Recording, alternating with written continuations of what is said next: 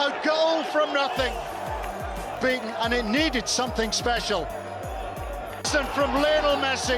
Lionel Messi পুরস্কারের কথা বলতে গেলে লিওনেল মেসি ক্রীড়াবিদ হিসেবে অন্যতম একজন। আর্জেন্টিনা দলটিকে 2022 সালের বিশ্বকাপে নেতৃত্ব দিয়ে চ্যাম্পিয়ন করার পর থেকেই বিশ্বের নানা প্রান্তে স্বীকৃতি পেয়ে আসছেন লিওনেল মেসি।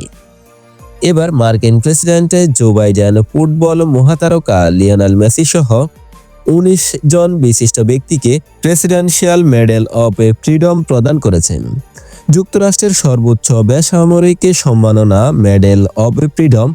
এই পুরস্কারটি মূলত প্রদান করা হয় ক্রীড়া, সংস্কৃতি, সমাজ, রাজনীতি ও সমাজ কল্যাণময় অন্যান্য অবদানের জন্য।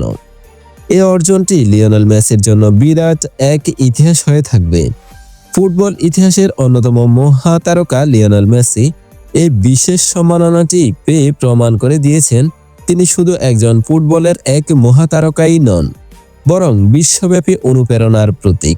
ফুটবল মাঠে তার অর্জন যেমন অসামান্য, তেমনি মাঠের বাইরেও বিশ্বব্যাপী তার জনপ্রিয়তা, সামাজিক কার্যক্রম ও প্রভাব তাকে আরও উচ্চতায় নিয়ে গেছে।